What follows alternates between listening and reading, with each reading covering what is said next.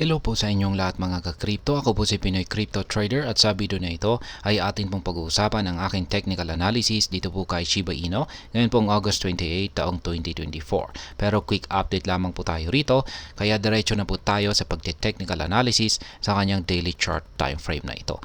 At ayan yung aking previous analysis po rito kay Shiba Inu ay yung nakikita kong magiging galaw nito ay yan, pagkatapos po niyang mabasag yung major resistance line natin dito ay babagsak siya para magkaroon ng retracement dito at yan, bago po siya magpatuloy sa kanyang pag-angat sa presyo. Pero ang nangyayari po rito ay tuluyan pong nabasag yung major support line natin dito kung saan ay ngayon ay nagsisilbi na po itong major resistance line. At dahil po dyan ay mukhang ang correction po ni Shiba Inu ay dito po siya, ayan, posibleng dito po siya makakaranas ng correction. Ayan, at mukhang sa ngayon ay yung kalagayan po ni Shiba Inu ay mukhang malabo na po ito na ito ay makaranas ng mas mataas na pag-angat sa kanyang presyo kasi bumalik siya sa ilalim ng major resistance line natin dito. Kaya para magpatuloy po sa pag-angat si Shiba Inu ay kailangan po niyang makabalik sa ibabaw ng major resistance line natin dito. Kaya ayan. Ngayon ay sa tingin ko dito po siya makakaranas ng correction. Tapos ayan, susubukan po niyang basagin muli yung major resistance line natin dito sa 40 digits 1482. At kung pag nagawa po niyang basagin ito ay dito ko po masasabi na may posibilidad po ulit na ipagpapatuloy or aangat ang market price ni SHIB patungo dito sa sunod na major resistance line natin dito sa presyong 40 digits 1766. Pero ayan, kung mabibigo po ito ay ang mangyayari lamang po rito ay mauuwi po ito sa kanyang consolidation. Ayan, babagsak po siya. At kung pag hindi po niya kinayang basagin yung ating major resistance line natin na ito, ay syempre mauuwi po ito sa pagko-consolidate. At ayan, yung isa naman, kung pag bumagsak po siya, nagawa po niyang basagin ang ating major resistance line na ito. At ayan, dito po siya magpapatuloy sa kanyang pag-angat sa presyo. Ayan po. Lagay na lang natin yung isa kung bumagsak siya. Ayan.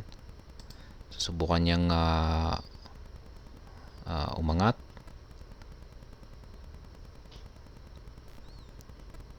Ayan. Kung pag tumalbog siya, ay mauuwi po ito sa consolidation.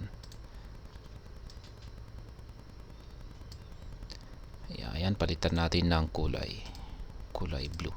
Ayan, ganyan po yung dalawang posibleng mangyari dito kay Shiba Inu. Kaya sa madaling salita ay nakasalalay po yung magiging galaw or interaction ni Shiba Inu sa major resistance line natin dito sa 40 digits 1482. Kung hindi po niya kayang makabalik sa ibabaw nito or hindi po niya kayang basagin or tagusin ito, ay mauuwi lamang po ito sa consolidation.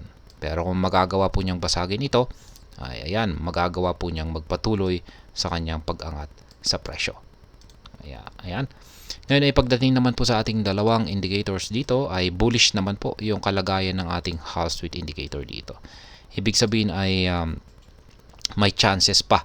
May chances po or may posibilidad na si Shiba Inu ay makabalik sa ibabaw ng major resistance line natin dito. Kaya ganun din po yung ating QQE mod indicator dito kung saan ay nagsasabi po ito na or sang-ayon po ito na bullish ang kalagayan nitong si Shiba Inu at may chances po siya na umangat or magpatuloy sa kanyang pag-angat sa presyo. Kasi base po sa ating QQE mod indicator dito ay ang nararanasan pa rin pong pagbagsak ni Shiba Inu ay isa lamang pong retracement or correction. Ayan, kung pag natapos po yung correction na ito ay dyan na po ulit magpapatuloy sa pag-angat itong si Shiba Inu. Ayan, ngayon ay pagdating naman po sa ating trades ay wala pong na-trigger na trades pero nitong nakalipas lamang po na August 23 ay nakapag-take profit po tayo dito. At ngayon ay mukhang makakabili naman po tayo ngayon kasi malapit po yung kasalukuyang market price ni SHIB dito po sa support line na 40 digits 1268, kung saan ay meron po tayo nakabang rito na isang buy pending order. Kaya baka makakabili po tayo rito sa presyong ito. Kaya ito po yung inaasahan natin na matitrigger na nakabang na isang pending order natin dito sa ibaba.